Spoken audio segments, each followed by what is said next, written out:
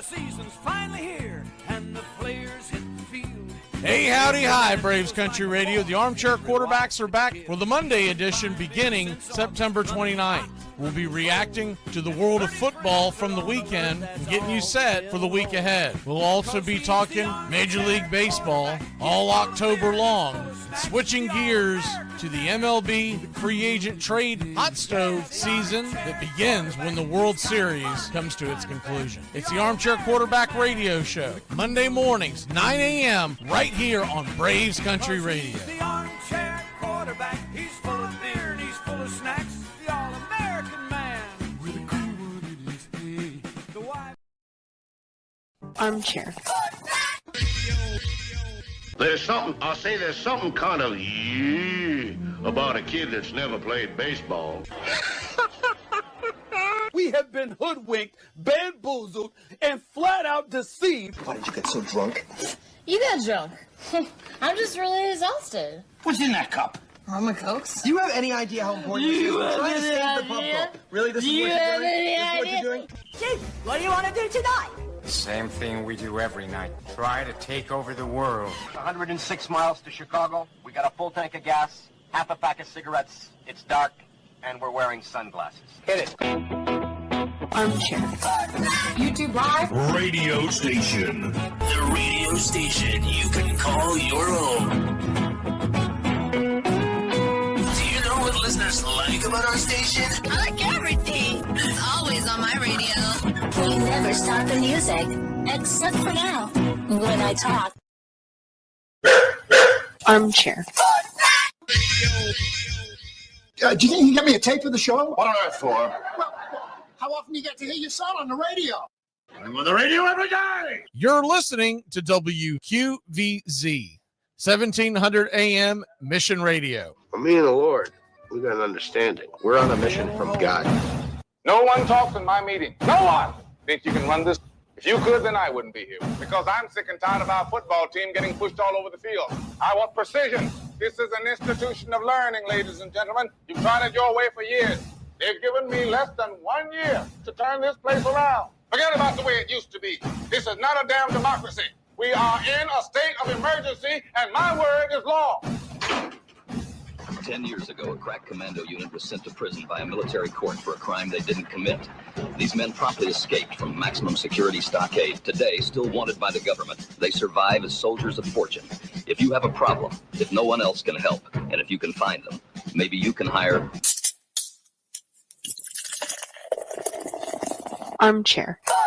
Community Access Channel. He's the Armchair Quarterback, he's full of beer and he's full of snacks. The All-American man with a cool one in his head. Yeah, the Armchair. Hey, howdy, hi, and how the hell are you?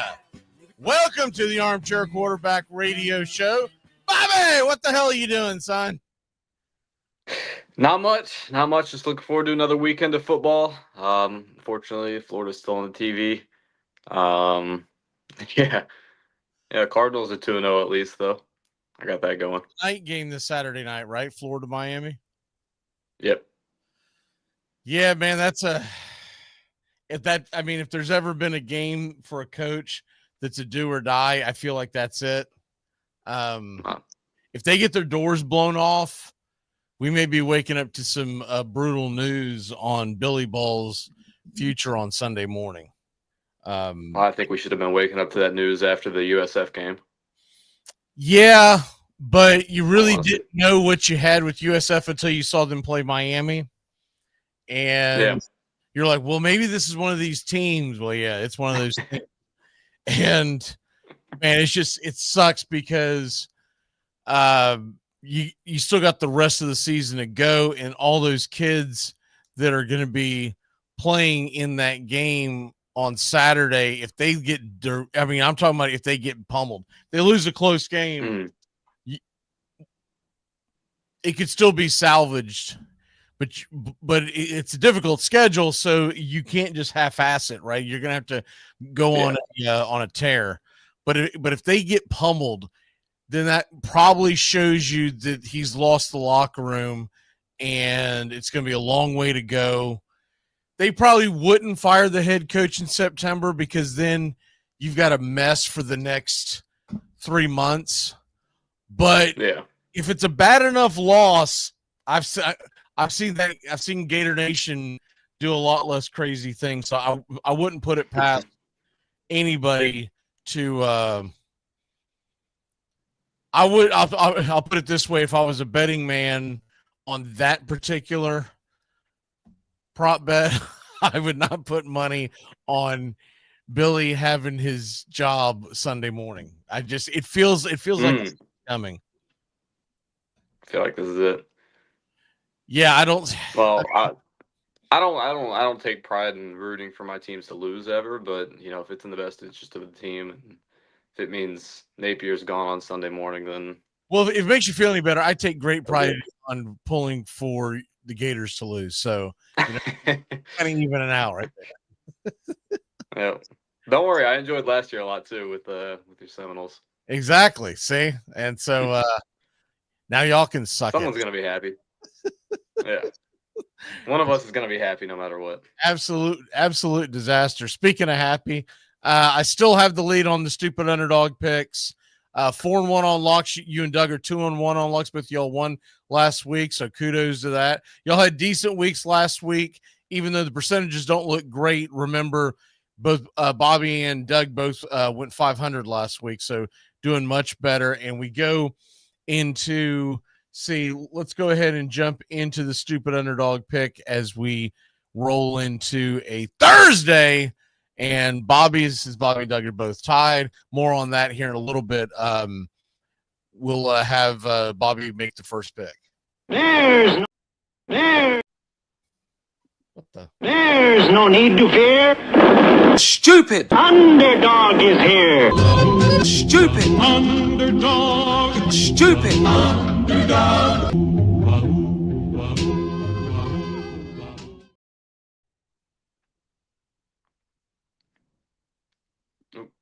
I think you're muted. The game, stupid underdog picks. This isn't like the ones that they do on. I noticed it because I hadn't watched it in years, but I put on the game day. And I see that they do underdogs. It's not the same thing. Ours, you're picking an underdog to win outright on the spread, and that's how you win this contest. Now, if your team covers the spread, you get 3 points. If you don't cover the spread, you lose 3 points. So there is strategy in that. But what you're trying to do, if a team is a 10-point underdog, or like for tonight, what's Miami, 12-point underdog, 13, something like that? I haven't seen the morning spread on that yet. Say it's like 11.5 or 12.5. Okay, so now it's down to 11.5. It was 12.5 yesterday, 13 on some books. But if you took the Dolphins to win outright today because 11.5 today, then you would get all 11.5 points if they were to win the game. If they cover, you get 11.5. If they don't cover, you would. I'm sorry. If they cover, you get +3. If they don't cover, you get -3. And so that's where the scores are right now. Bobby and Doug both covered last week, so they went from -6 to -3. I did not cover. I took South Florida, threw a dart out there, and they got their doors blown off. I don't know if that rain delay had anything to do with it, but I don't think it helped him. I'll put it that way. I don't think it helped him at all. Because you could kind of see where Miami was about to dominate the game, but South Florida, it just had a couple of decent series, and we're starting to hang in there. And then you had that long delay, and so essentially what you had this huge chance for the Miami coaching staff to regroup and say, all right, they can't do much. We figure out what they're trying to do. We're going to shut that down, and it was over. Yeah. So let's get in here.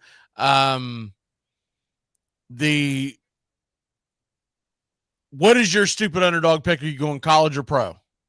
I'm going to go college. It's going to be a late game on Saturday at 7:30 p.m. Eastern time. I'm going Illinois +6.5 on the road against Indiana. Not too far of travel for the Fighting Illini.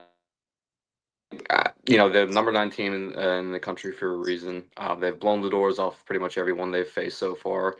Obviously, they've played a couple of cupcake teams, but Duke's not the complete cupcake team. They beat them 45-19. Luke Altmaier's been great so far. Duke's actually a solid football team. Yeah, and I like that pick a lot, honestly. Yeah, I mean, 6.5 on the road. I think they can get that done, at least cover. Yeah, not far travel for Illinois. I mean, they're going right over next door to Indiana. So, and yeah, I think they'll be able to cover 6.5 here. In Indiana, they have yet to be challenged yet. They have Old Dominion, which, by the way, Old Dominion, I don't know. That's one of those teams I never want to see on my schedule because they make Old Dominion reaches up and surprises teams every year. Kennesaw State and then Indiana State. Yeah. So the Indiana State and Kennesaw State, they combined win. I believe it was 129-9. So obviously not. This is going to be their first true test. Yeah, and Illinois, I like we were saying, Duke, they're a solid team. They're not good, but they're a solid team. That's between the two of them. That's the hardest team on either of their schedules. So, and not for nothing, they've faced a little bit of resistance at least so far. Old Dominion's a widowmaker. I mean, they go out there and they freaking beat Virginia Tech again. That's like the third time they've done that in the past decade. Yeah. And blew them out. Mm-hmm. And you're talking about a team that's looking for a coach. Well, Virginia Tech. So I think a lot of folks are starting to realize. I mentioned this at the time when it happened. People made a huge deal about that first weekend of college football, and they always do it because they always go for the low-hanging fruit on the brands. And they made a huge deal. South Carolina soundly beat Virginia Tech, blah, blah, blah. And I said it, if y'all remember the next show, I said, do we even know if either one of those teams are any good? Because when the hell has Virginia Tech been good in recent memory? Yeah. And what did we find out? South Carolina sucks too. Yeah. South Carolina got their ass handed to them by Vanderbilt. Mm-hmm. And I do believe Vanderbilt has a solid football team this year, but that game was not competitive at all. And the Vanderbilt struggled in that first half against Virginia Tech. They figured them out, and it was not even a contest in the second half. Yeah. And so that was kind of my point going into last week. I took Vanderbilt. My whole reasoning behind it was we have one common opponent, and one team looked very dominant, and the other one was fighting for their lives in the fourth quarter. So once again, South Carolina, a lot of teams in the Southeastern Conference are always overrated because ESPN and Disney just throws that at you. It's not that the SEC as a whole is overrated. It's that every team in the SEC tends to be overrated compared to other teams because they go, man, look at that. They beat an SEC team. Oh, they blow them out. And you're like, dude, but who the hell is this? And South Carolina sucks. I mean, it's very very obvious. South Carolina sucks. South Carolina would not finish in the top half of the ACC, much less in the Big Ten. So they wouldn't finish in the top half of the Big 12. There's no way. Their doors blown off. So, but that's neither here nor there. You are going with Illinois plus 6.5, and I'll give y'all mine tomorrow. Starting next week, Doug's actually going to start joining us on Thursday so we can do this all together. It's going to make it a lot easier, and we're going to be able to do the stupid underdogs all together, et cetera, et cetera. Nice. And with that being said, I'll have to not bloviate as much because I'll have to get right to the points because we'll have a lot more. We'll be doing our 6-packs, everything. It's going to be a combined college and pro show. I'll get more into details on all this stuff that's coming, but I needed to condense the two shows. And Doug, I went to Doug first because I figured you've got your schedule and Doug can kind of move his schedule around. So, all right. Plus, I like the idea of starting on Thursday because you can pick the Thursday night NFL game if you want to, all that kind of stuff. As to go and have to hear someone for 12 weeks go, well, I was going to pick. I told y'all don't know this, but that was going to be my lock. Money line. I told y'all they'd win by 2 touchdowns. Everyone rolling their eyes going, shut up. All right.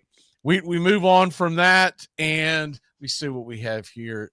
Did the notes keep them? The notes keep themselves. How about that? I wasn't sure. I don't know if you looked at our notes area, but I haven't even looked at it this week. We had some tragic news that I'll address at the end of the show that I got yesterday. And I mean, I've been in a tailspin, didn't get much sleep, but yeah, that's pretty cool that it actually stays like that. So we don't have to screw around. So next one up on the docket, we did the stupid underdog. Won't get to the underdog fantasy this week. I don't know.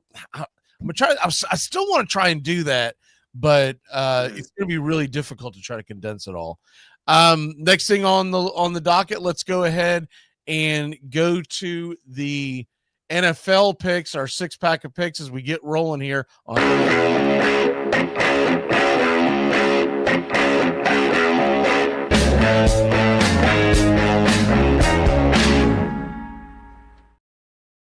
All right, real quick, what is your survivor pick before we move on and I forget? Yeah, my survivor pick, I might regret not saving them until later this season, but I feel 100% certain that his team's going to win. Give me the Packers over the Browns. I mean, they've been dominant, lights out so far, especially on defense, and I think they're going to snuff out the Browns this week. I'm taking the Buffalo Bills tonight against the Dolphins. The Dolphins look like roadkill every week, and although I do like the over in that game, I'm staying away from the point spread in general because I could see Miami doing a backdoor cover, but Josh Allen dominates the Buffalo Bills, and I like a lot of prop picks in that game. One of the things I like on Josh Allen's side, I'm not using it as one of my 6-packs, but one of the things I'll be playing tonight, I really like Josh Allen's rushing yards. You can get it as low as 27.5 on a couple of books. I think it's up to 28 on a few others, but keep an eye on that. Monitor it. See, it may even drop down. If you can get it down around the 26 range, man, jump all over it. But I do worry a little bit about Thursday night games, especially divisional ones. But like you said, the Dolphins look terrible. And Mike McDaniel, we're talking about coaches that have lost their locker room. I think he's one of those guys. I think in the NFL, at least. I think he's lost that Miami locker room. Yeah, he's cooked. Yeah. It honestly wouldn't shock me if he gets fired before Billy. Yeah. Well, because coaches in the NFL, they don't have much problem firing him early in the season. So yeah, well, that and the fact that he could get fired tomorrow morning because then you got 10 days to get ready for your next game, right? Yeah, that's true. I mean, if they're just lifeless, I can honestly see a situation where the ownership goes, dude, he's done. Gotta go. Yeah, I think they could get rid of him and the GM all in one foul swoop. I think Greer should be. Oh, actually, they get an extra day if they fire him on tonight or tomorrow.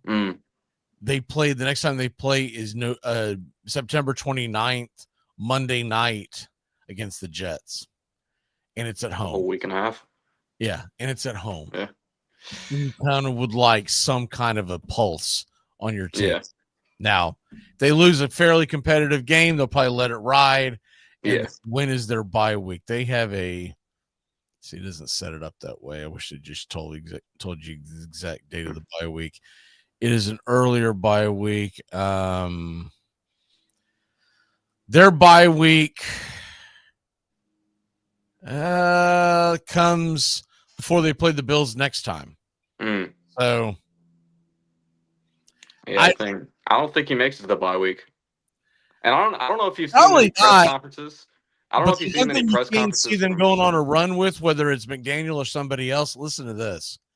After Buffalo, they're at home against the Jets, at the Panthers, at home against the Chargers, which is difficult, at the Browns, at the Falcons.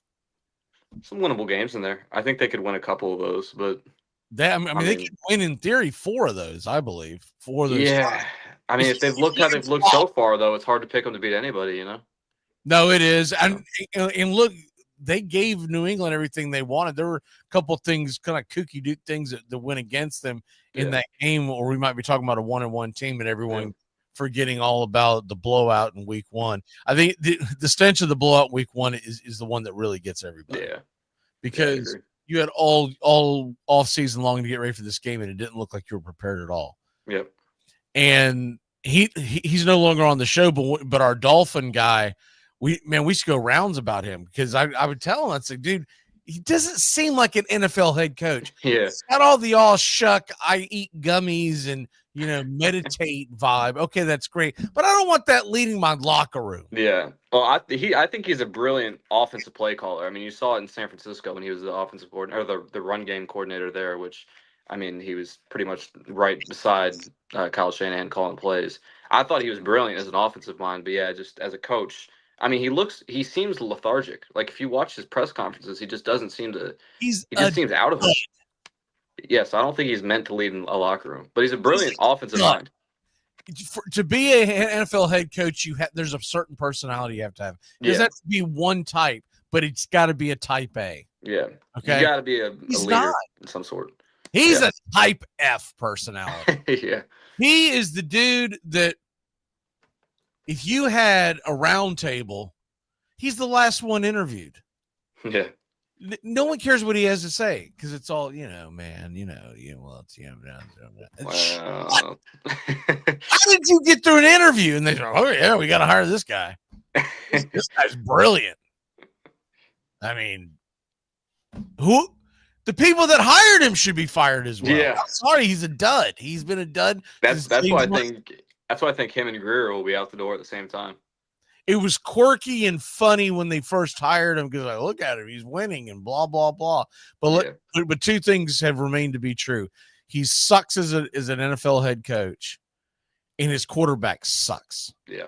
And I've been saying that for years. Nobody wanted to hear it, probably because he played at Bama. It had nothing to do with the Bama link.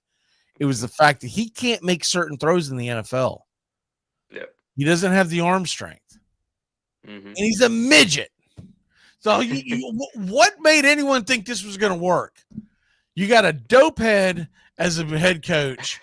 You got a midget quarterback with a noodle arm. But other than that, man, things are gravy train biscuit wheels.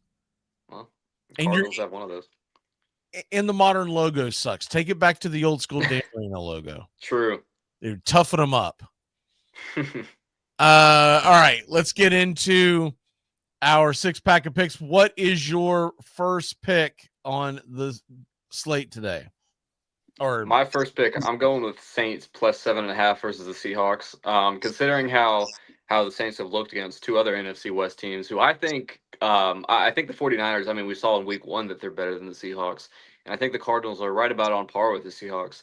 The Saints were able to keep it close with both of those teams. I don't think they're a terrible team.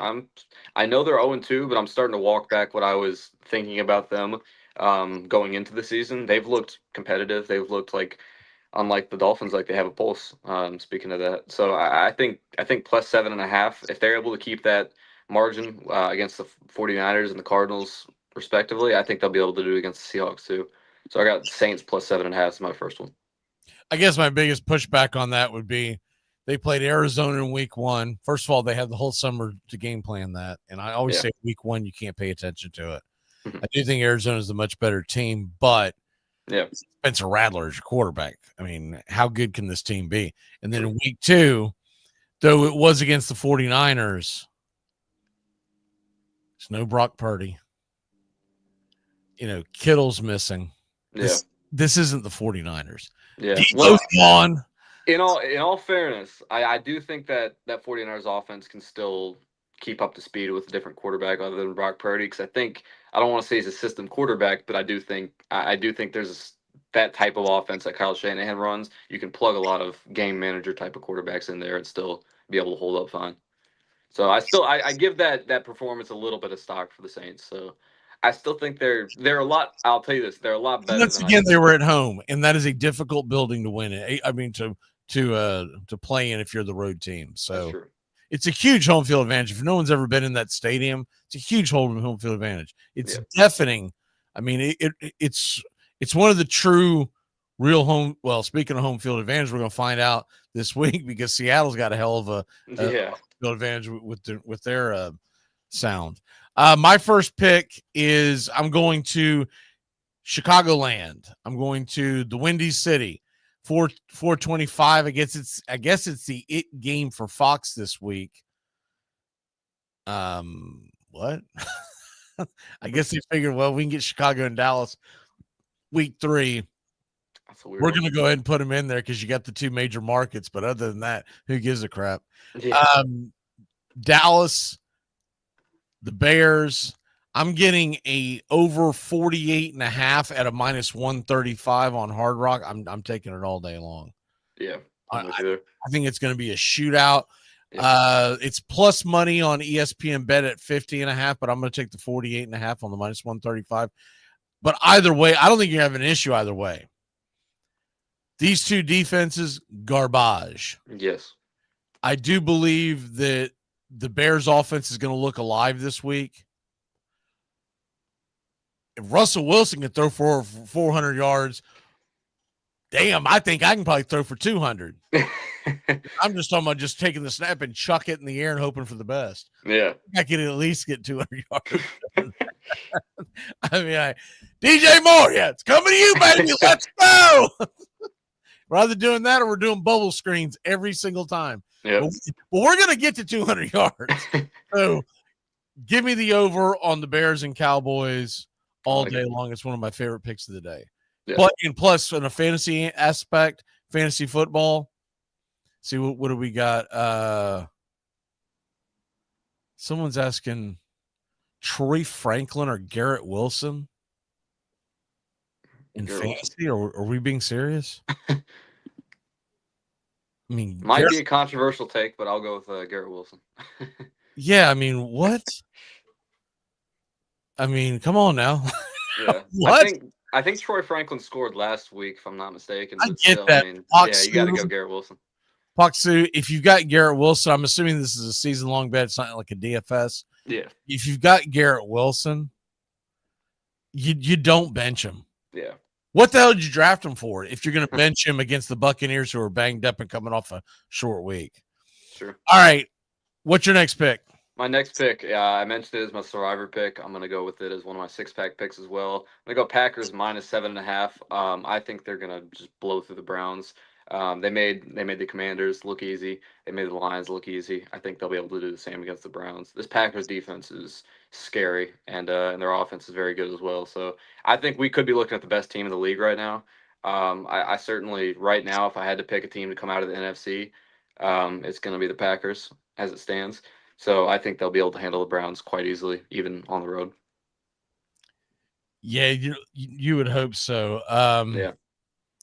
Are you punching any of this stuff in, by the way? I can go ahead and put it in the chat, yeah. Thank you.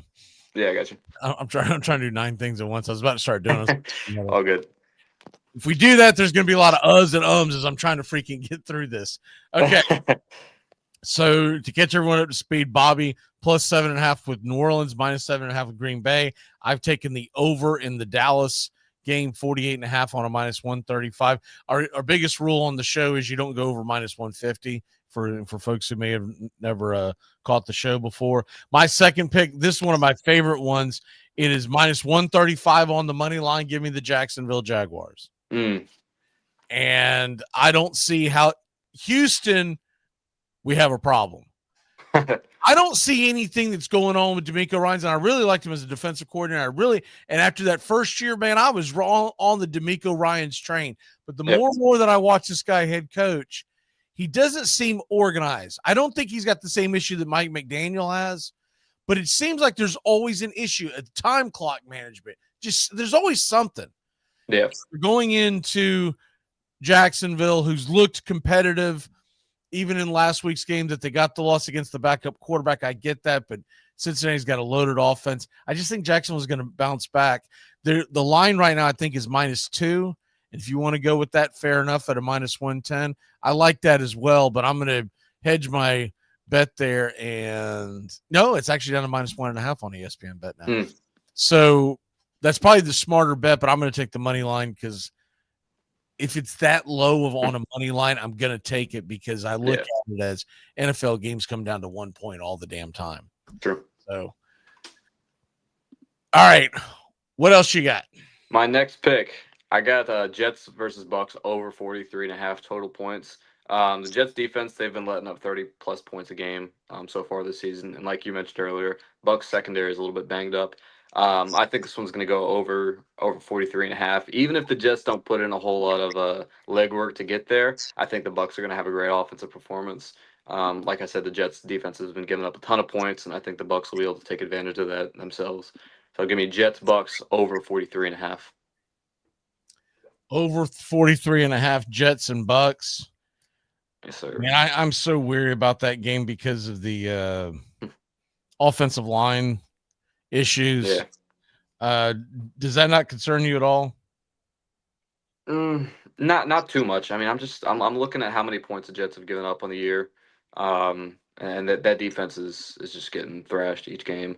And then the Bucs, like you mentioned, a little bit banged up. I think there's going to be too much action through the air to go under here. I think, and 43.5 isn't a very high bar to hit. No, it's not. I'm just hold up. The only thing that concerns me is that the Jets defensive line is going to get to not only the running game, but also to Baker Mayfield. And then the other thing would be Tyrone Taylor is the epitome of game time management, right? It's true. So, yeah. I could see a scenario where the Bucs still end up 3-0 and they're wiping their brow on a 16-14 win. You know, it just it's possible. Everything being equal, beginning of the season. If you're asking me about this spread, I'm like, dude, I'm taking the Bucs all day long. -6.5. We're banging the over. Let's go. But when you start getting these big injuries on the line, sometimes it can be. And the offensive lineman, he's out for the year now. And I would hope that the Bucs have enough depth to be able to deal with that. But usually that first week, you end up with a lot of mismatch. You'll get holding calls, you'll get false starts, you'll get all kinds of missed assignments. So that's my biggest reason to stay away from it. But if I was taking one, I would definitely do what you're doing, which is the over in the 43.5. Yeah. In fact, I had it circled until I started reading the injury report. I'm like, oh yeah, this has me taking a freaking stinker all over it. My next one is, let's see, what time is this game? By the way, that Bucs game is what, 1 o'clock on Fox. My next one is we're going to the Cincinnati Bengals, -130 on the money line, or not on the money line, -130 on Hard Rock. I get the Bengals +3.5, so it's field goal and a hook. And it's 2 backup quarterbacks. I guess it's going to be Carson Wentz for the Vikings. Is that right? Is it going to be? Yeah, that would probably be the second in line behind him on the depth chart. Yeah, because they just signed him. Yeah. That's who's second on the depth chart, right? Let's see. I'll pull it up while you're Sorry, I broke the golden rule. Yeah. Don't answer the question. Don't ask a question you don't know the answer to. Yeah, he is. Yeah, Carson Wentz is second behind. Okay, I thought I saw that this morning. Yeah. I'll take Jake Browning over Carson Wentz. It's that simple. Yeah. Jake Browning. You also got Aaron Jones just went to IR as well. Yes. Now, I don't know if that's big a deal because you do have Jordan Mason, so you do have some depth there. But okay, let's just say it's even with the quarterback play. Okay, let's just make believe Carson Wentz hasn't been a total disaster for half a decade. I like the skill set better on the back. And man, I'll tell you what, that Vikings offense looked putrid against a Falcons defense. It's not very good. Yeah. So give me the Bengals. If you're going to give me points in my pocket, give me the Bengals all day long. I think they find a way to win that. I like that. And it's going to be like it's going to be weird. They're 3-0. What? Yeah.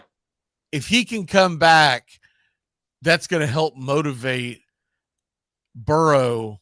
They're saying 3 months, best case scenario. Now, there's a good chance he doesn't play it all the rest of the year. But if he can come back in December and that team has a playoff pulse, you know Joe Burrow is a very competitive guy. He's going to go try to make that happen. Yep. So give me the Bengals all day long. It's so hard not to take that for me. I like that. It's probably one I don't want to watch. I'm gonna lay the bet. I'm gonna freaking. Oh yeah, that's not gonna be on my TV. Yeah, let's just hope for the damn best, right? All right, what else you got? My next one, I'm going with the 6-point teaser here. It's 2 legs. Commanders, their spread gets bumped up to +3 So they just got all to stay within 3 points. And then the Raiders and Texans, Commanders +3 versus the Raiders. I misread it. And then Texans +7.5 versus the Jaguars. I think that's going to be a competitive game between the Texans and Jaguars. The Texans are going to be playing with a lot of motivation because they started 0-2. They need to get back on track. I still have faith in that team being a solid team. Yeah. And at worst, I do think the Jags have a good chance of winning this game. I do think it'll be a very close game either way it swings, though. So I have a lot of confidence in the Texans hanging within a touchdown. And the Commanders, I think they're outright going to beat the Raiders. So having +3 points. Listen to this, Anthony. I'm sorry, I feel good about that teaser. I'm going to cut you off, but listen to this. Anthony says, first of all, can I get this person in my league? Someone offered me BTJ and Kamara or Hall, either one, whichever one you like better, for James Cook. Do I take it? All day long. Dude. All day long. Be all over that. I know what's it called? I know Brian Thomas Jr. hasn't looked great so far this year, but he's going to get back on track. It came out that it's going to be interesting to see if the Jags have to pay some kind of penalty. That they weren't they didn't put him on the injury list, and he was dealing with the wrist injury. And that's according to that explains a lot now. Yeah, well that was according to the head coach right after the game. So he kind of spit in his mess kit there because you have to be across the board on injuries in the NFL. People say, why? In games you shouldn't know. Because the NFL wants to be up front with what we're doing right now, the gamblers. Yeah. And so typically what happens is you either lose a draft pick or you get a heavy fine. I haven't seen any news on it yet, but it'll be interesting. But he gave me the option of London or BTJ and Hall. Jeez, this guy's a dope. Why is he? He must be a Buffalo fan. Like what? So you can get Drake London or BTJ, and you get either Hall or Kamara. Take that all day, man. I think the smart bet would be to take Hall because he's the younger running back. Yeah, but I like them both. Hall and Kamara, I like them both, and they're going to lean on Hall heavily with Fields being Tyrod Taylor at quarterback now. Yeah, right. Yeah, definitely. And Brian Thomas Jr., I didn't know he had that wrist injury. I didn't hear about that, obviously, because we didn't see it on the injury report. Yeah, exactly. So yeah, he'll definitely get back on track. That's a steal. Only thing I'd be worried about with that trade is if your commissioner vetoes it or not. Yeah, exactly. That's ridiculous. But London is a great option as well, but I have more faith in BTJ over a season. Because I know he isn't great, but I still think Trevor Lawrence is a better quarterback than Penix. I think that's fair. I also think that the offense the offense is a better offense in Jacksonville. Yeah. I would take, if it's me, I'm taking BTJ and I'm taking Hall. Yeah. And I'm not looking back. I don't think there's any combination of that trade, though, that you accept where you lose that trade, though. No, exactly. All you're giving up is James Cook, which every metric shows that he's going to regress in touchdowns. Yeah. All right, we got to get back on track. You took Washington +3 and Texans +7.5. Okay, I'm assuming that you put that in the chat. Yep. Where was I? My last one I gave you was Cincinnati, right? All right, so I'm going to give you a teaser as well. Give me, what is the number here? Going off of this. Okay, so I actually gain a point. Take it all day long. Give me the Seattle Seahawks. No. It's right. It's Seattle Seahawks are a 7.5 point favorite. Let me take that down to -1.5. Okay. And give me the Tampa Bay Buccaneers to just win the game. They're a 6.5 point favorite. Okay. And I know one of the most popular picks is the Jets to cover. Every show that I've listened to the last 24 hours, they're all on the Jets.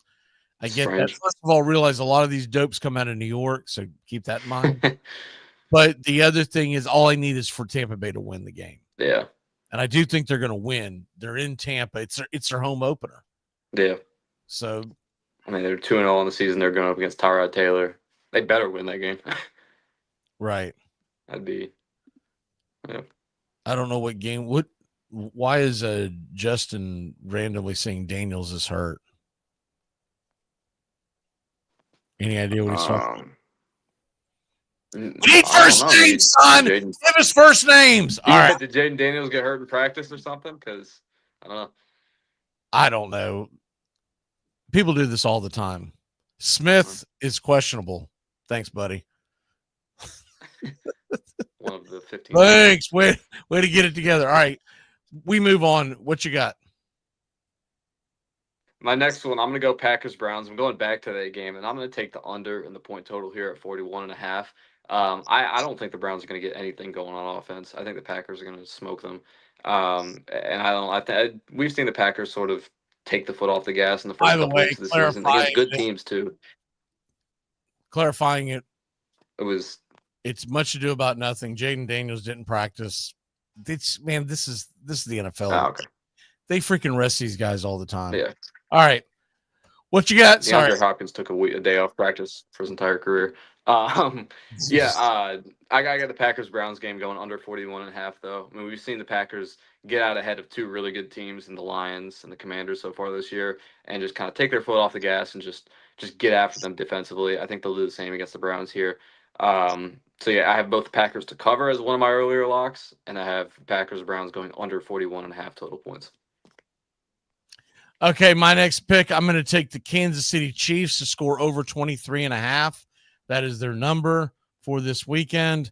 23.5, I think, is very gettable against that terrible Giants defense. They couldn't stop running water. I do think the Chiefs are going to come out very motivated in this game. Remember, it's a Sunday night game. Sunday night. And the Chiefs are going to be on prime time. That means they're going to have that traveling what I guess you would call it a moving wardrobe brick wall or a moving wardrobe wall that they had Taylor Swift hiding behind in the last game.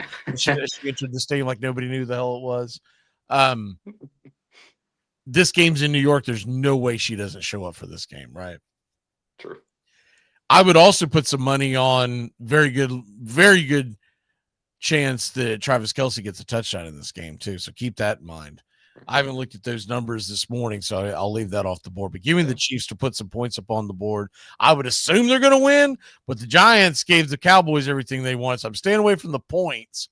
Yeah. Give me just Chiefs to put up some points themselves, and this turns into an old-fashioned shootout. You said it was 23.5? Yeah, 23.5 Chiefs. Got it. To hit the over. I think that's very gettable. I know they have a very conservative offense nowadays, but I still think that's very gettable. Yeah. Good to see you, WQVZ. Mission Radio, one of our outlets here on Braves Country Radio and Armchair Quarterbacks. All right, what is your next pick? My next pick and my last one of my 6-pack, I'm going to go with the Broncos-Chargers game going under 45.5 points. I just see this game being a low-scoring, kind of a dogfight between these two teams. I haven't been totally impressed with Bo Nix this year. And the Chargers defense has been pretty solid. I'm staying away from any point spreads or anything, but I like the under 45.5. I don't think it's going to be a very high-scoring one here. That's an interesting one. I'm hoping you're wrong because I'm in a guillotine league and I'm forced to start Bo Nix. Yeah, it's either that or I take a swing at like a Tyrod Taylor or something. Yeah, I mean, I haven't been very impressed with Bo Nix, but I would definitely take him over anyone you're getting on the waivers. He got decent points last week. I'm hoping it's more of the same where his defense can't stop anybody and he's got to keep chucking. It's not the Broncos team we thought we were going to see. I honestly thought the Broncos were going to dominate. Yeah, the Titans. This was the beginning of the year. Once I saw that first game, I told you I did not like the Denver pick last week. Yeah. If you would ask me in late August, I would have said Denver's going to start off 2-0 going into that Chargers game and be a pick 'em, maybe even a favorite. That's not the case anymore. Yeah. Chargers look good, man. They look damn good. Well, and I'm sure you noticed I did not pick against the Colts this week, so I'm sure they'll get thumped. So. Yeah, the Colts are one of those teams that I don't know. I'm stunned by this. I don't think I would take a game either way. 4.5 in Nashville. That rivalry tends to turn into a very close game no matter where that game is played.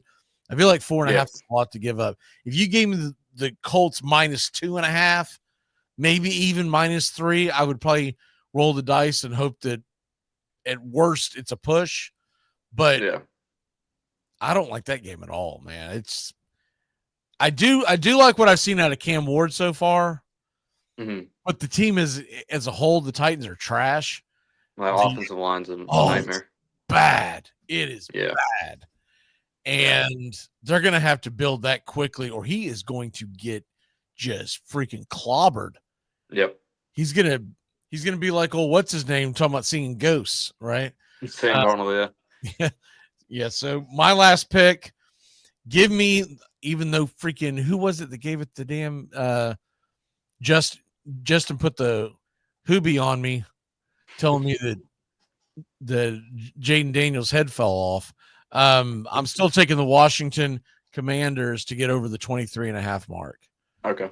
I just think that's going to be a fairly high scoring game, don't you? I mean, can't you see that game? I mean, honestly, the 44.5 is probably the smarter play across the board, but I do believe I'm always weary of taking a West Coast team going east on an early kickoff. Yeah. Do anything. So I'm taking the coward's way out, and I'm just going with Washington.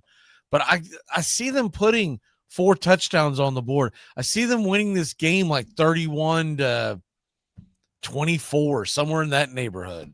I just don't know how you're going to keep that. How is the Raiders defense, which was a sieve against the Chargers, and oh, by the way, they're coming off a short week. Yep. And they're going to have to go east. Short week, traveling to the East Coast for a noon game. Yeah. Oof. That's a tough one. I know I picked Commanders plus. I picked Commanders +3 as a part of a teaser, but Commanders -3.5 with all that laid out right there. Yeah, I think it's a pretty solid pick. Yeah, I don't see how. And for your pick, Commanders going over 23.5. I think you'll get that too. I just don't know how they're going to be able to keep up. It's going to be but even if they do keep up, all I need is what I don't need are the Raiders to score like 3 points, and the Commanders are sitting on the ball up 19-3 in the fourth quarter. I'm going, son of a throw the ball. All right. So that's our 6-pack of picks. We did our Survivor. What is your cool game of the week? My cool game of the week. I know the Rams-Eagles game is kind of just sitting there as the easy pick, but I'm really interested in that Texans-Jaguars game, and I'm going to be paying pretty close attention to that. Texans really got to get back on track after this 0-2 start. C.J. Stroud, D'Amico Ryans, they've got a lot they're playing for right now. By the way, you're putting all the lines in the private chat. You're not putting it on the comments. Yeah. Oh, okay. I thought I was putting it in the private chat for us to just keep track of. Sorry. No, so I can put it on the screen. Don't worry about it. Okay. We'll do it the right way next week. Don't worry about it. I'm just letting you know. I was like, what is all this? I got like 12 private. I thought you were, sending me a thing like, dude, my foot's on fire. I gotta go. All right. Sorry. Back to your cool game. What's your cool game? Yeah. My cool game, like I was saying, Rams Eagles. That's the obvious one. But Texans Jaguars is kind of the under the radar one that I'm gonna be paying close attention to. Texans really need to get back on track, and I still have faith in that team. I still think they're going to be a solid team. It's a big divisional matchup. I think it's pretty likely. I don't think the Colts will be able to sustain this. I don't. I know I've been bitten in the butt before talking bad about them, but here I go again. I don't think the Colts are still very good. So I'm going to go. I think these are going to be the two teams competing to win this division. So this is a very important game, and the Texans really need to get back on track. And I think it's going to be an exciting game too. So which one is your cool game? Because you've mentioned 4 games. What Texans Jaguars. Okay, so you're following on Texans Jaguars. Yeah. My cool game. I mean, I always jot down 2 because I'm assuming you're going to take the first one, but you didn't. Yeah. It's the Monday night clash. It's the Lions and the Ravens. It's a good one. Yeah. This is to me the game of the week. It's an 8:15 kickoff. It's in Baltimore. I'm interested to see if the Lions can hang, man. Honestly, they're both 1-1, but that's not the story. The story is the Ravens should have beaten Buffalo in Buffalo. They absolutely played with their food, and the next thing you know, they walked out of there with the loss. Yep. They came back with a vengeance and blew out Cleveland, but nobody cares about that because everyone expects you to blow out Cleveland. This is the game. This is also the game for the Lions, because if you look at the Lions, they kind of did the same thing, didn't they? Yep. They lost to Green Bay. Now, that game wasn't very competitive, but I still feel like Green Bay had a lot going on at the beginning of that game. They were at home. They were facing the team that they feel like that they have to beat to win the division. Yep. They just had the huge trade with the Cowboys. Everything was going Green Bay's way. Lions come back home. They blow out the Bears. Yep. And I told you last week, I felt like that the loser of that game, the team is cooked. I think the Bears are cooked. Yeah. Well, I don't like what I'm seeing from Ben Johnson in like press conferences too. Seems to really brush off all the issues they're having. It's a bit bizarre. So, but dude, some of these guys are not head coaches. They're not. It's so fun. I don't want to say I was rooting against Ben Johnson, but with all this, like him turning down head coaching opportunities for a couple of years, I think it was for like 2 years, 2 off seasons worth of declining coaching opportunities, just for this to happen. It's a little bit funny. And it's also kind of funny because I guarantee you this is why he came. He's hanging his hat on Caleb Williams. Yep. If a head coach cannot understand that your starting quarterback should not be painting his fingernails, that's all I got to say. Because that guy's not going to be a leader. And if you don't understand that, that means you're not going to be a leader. And I have not been drinking the Chicago Bear Kool-Aid all offseason because I don't believe in this. Yeah. I think he's going to be another Mike McDaniel. I think he's going to be a guy who's got a bad situation at quarterback for different reasons. Caleb Williams has all the tools to be great, except between the ears when it comes to not processing the game, but being able for guys to go, that's my guy. We're going to get behind him. Let's go. We can beat anybody. Yeah. He's not it. And also, if I'm making that move and I'm Ben Johnson, I'm not going to the division of the Lions where I'm leaving when I know dang good and well they're going to be good for a long time. And you can see the nucleus in Green Bay, and you can tell they're going to be good. And you can see the nucleus in Minnesota. That was the stupidest thing that anybody did in the offseason, was to leave the Lions to go to the Bears. Yep. He could, outside of Caleb Williams, he could have taken that Commander's job last year and had his pick of any quarterback in the draft, and a really good quarterback draft. It could have been Jaden Daniels or it could have been Drake May. He could have started fresh. I do think the offense will eventually start clicking, but it won't produce wins this year. Yeah. So I still like DJ Moore in fantasy, right? I still like a lot of the pieces of fantasy. I don't like the tight end situation at all there. But I don't know why you draft Colston Loveland at 10 overall and don't play him at all. It's beyond me. This is the same reason why you draft a quarterback who paints his fingernails. I don't know, man. You don't know what the hell you're doing. We did cool games. What is your one big thing for the weekend? My one big thing for the weekend. I'll give you a couple DFS or I'll give you a DFS pick or a game that I'm looking at. It's that Bears-Cowboys game, like you mentioned, it being a shootout most likely. Dak and CeeDee, I think you should be all over that stack this week. The Bears have given up the most fantasy points to quarterbacks so far this season. It's a primetime game, I believe. Or no, it's a late slate game on Sunday, so it'll have quite a bit of eyes on it regardless. But I think Dak and CeeDee, coming off the week they just had last week, going up against the team that gives up the most fantasy points to quarterbacks, I think they are going to light it up again. And I think there's a lot of value in a lot of other players too in that matchup. So just pay attention to that matchup when you're making your DFS lineups. My one big thing is, I'm surprised you didn't mention this as a cool game, by the way. 49ers and Yeah. Cardinals are 2-0. Yeah. And they're squaring Cardinals are ugly 2-0. Let me say that, though. They are an ugly 2-0. They are, but they're both 2-0. Yeah. We've got the Rams and Eagles. They're both 2-0. Yeah. And the Rams have some injury issues. They're probably going to lose that game. Though I love that game. I'm looking forward to catching as much as I can of that game. It's a 1:00, of course it is. So it's right in the middle of the damn Braves playing the Tigers, and I got to do that crap. And I mean, come on, can we start the game earlier on NFL Sundays? Why are these games starting in baseball at 1:35?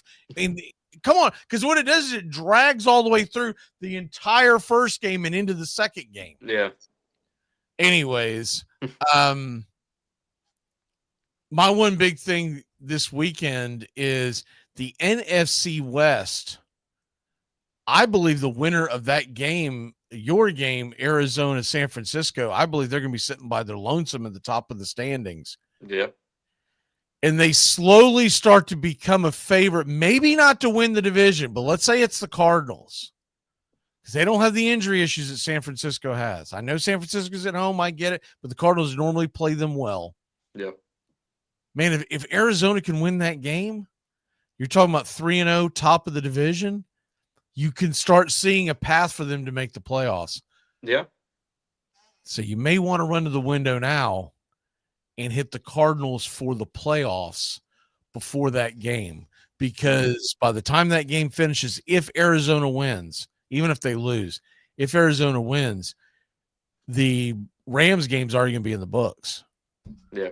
So if they're 3-0, your number goes way down. You go from like plus 300, plus 400 to minus 130 in all likelihood. So there you go. What is your walk-off, sir? My walk-off tonight, make sure you have your TV on. I think the Bills-Dolphins game is going to be good. I think we know that Mike McDaniel is coaching for his job, obviously, at this point. But these Bills-Dolphins games, they seem to always deliver high-scoring games at the very least. Even if they're not super competitive. So I think it'll be a high-scoring, exciting game. Hopefully you have some Bills players in your fantasy team. And, yeah, that's my walk-off. So enjoy that game. My walk-off is to a good friend of mine. I probably shouldn't say his name on the air because I don't know who all knows the information at this point. But the guy was in my wedding. Very good friend of mine. We lost him this week. Tragic way that we lost him. But my walk-off to all of y'all is make sure that your friends know that you love them. Give them hugs when you can, because you never know when the last time you're going to see them. And that hit me like a brick last night, and I got to go. Sorry, man. Y'all have a good one. I thought I was going to get through the damn thing, and I didn't get through it. I apologize. We'll see you tomorrow, guys. Goodbye, sweetheart. Well, it's time to go. We're back tomorrow with another show. Well, unless we're fired, we'll talk to you then. Goodbye, sweetheart. Goodbye. Goodbye. Guys and gals, it's time to go. We'll see you on the next show. Same bat time, same bat channel. It's closing time, y'all. You don't have to go home, but you can't stay here. Have a great one. On your way out, please like and subscribe. And don't forget to tip your favorite bartender. We'll see you. I'm Magee, signing off for Braves Country Radio.